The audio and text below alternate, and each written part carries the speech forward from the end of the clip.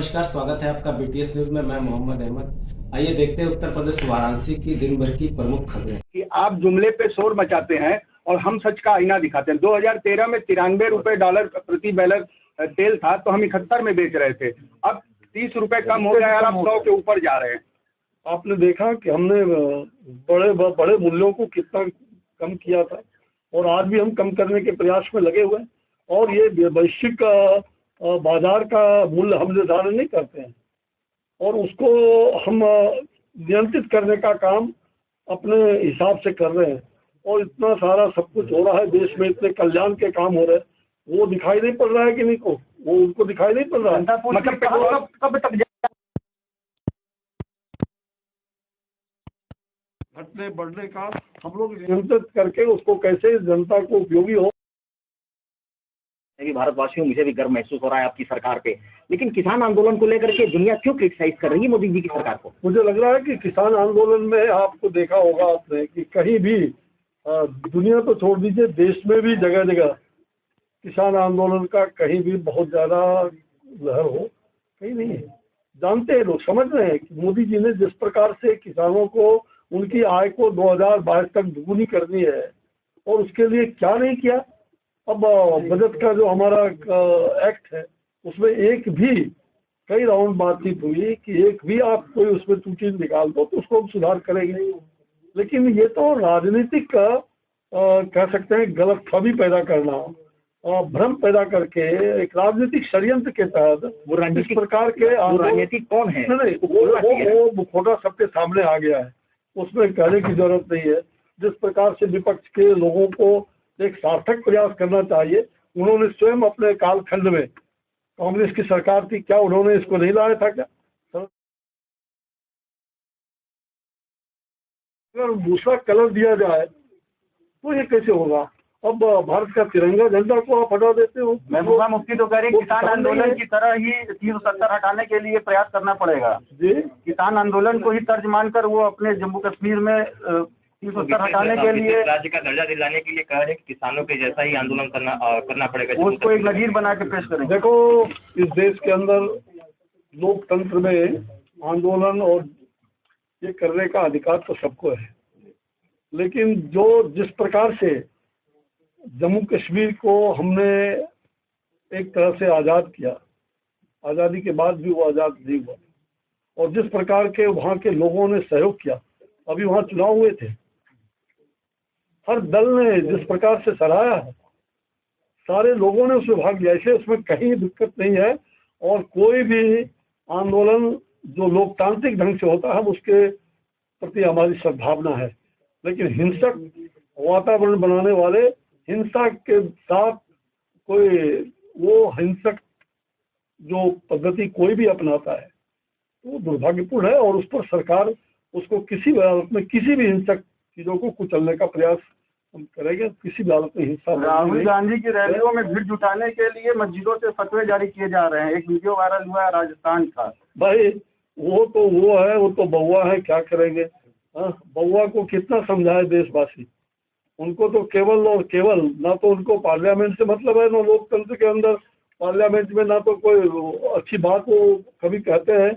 हरदम कटाक्ष, हरदम इस प्रकार की धार्मिक। विपक्ष में सब लोगों को कहने का अधिकार है, विरोध करने का अधिकार है, लेकिन आप ऐसा विरोध करो जिससे सरकार को भी बल मिले, सरकार को भी आप आगे कटघरे में ला सकते हैं। मस्जिदों से कभी आपने नहीं किया। बराबर राफेल का मामला हो, सभी मामले में जो जाकी रही भावना जैसी, तीन मुहूर्त देखे तीन तेसी, तो जिनकी भावना जैसी है सबको लगता है आपने क्या किया।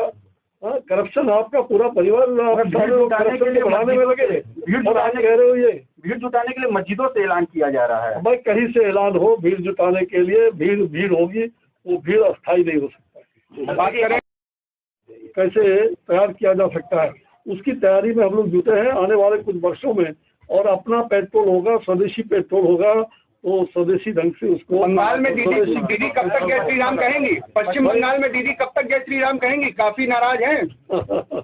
मुझे लगता है कि जय श्री राम के बिना उनका कल्याण भी नहीं होने वाला था, और अब तो उन्होंने राम को फटकार दे दिया, तो कहाँ से कल्याण? भतीजे ने तो पेशी के लिए बुला लिया, मुकदमा किया है मानहानि का अमित शाह जी के मुझे ऊपर। मालूम है, उन्होंने सब कुछ किया है।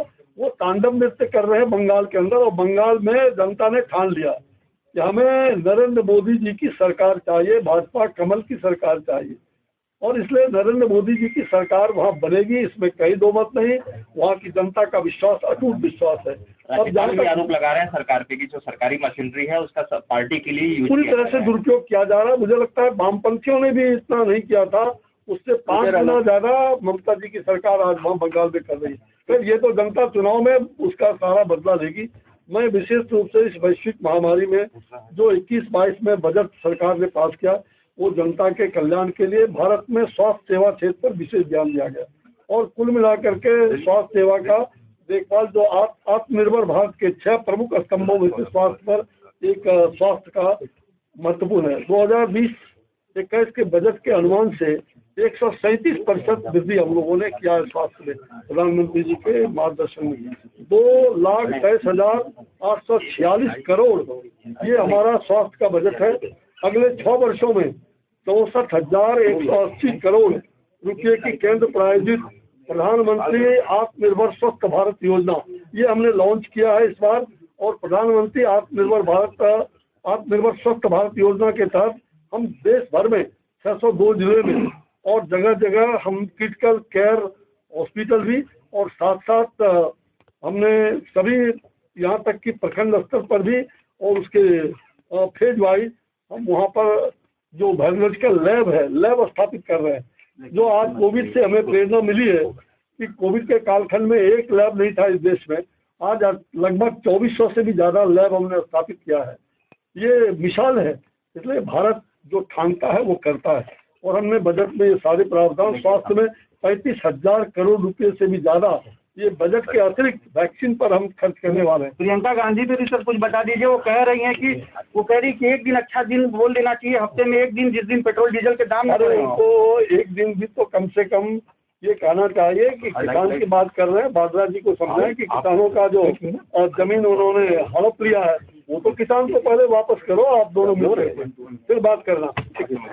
सर निकालना।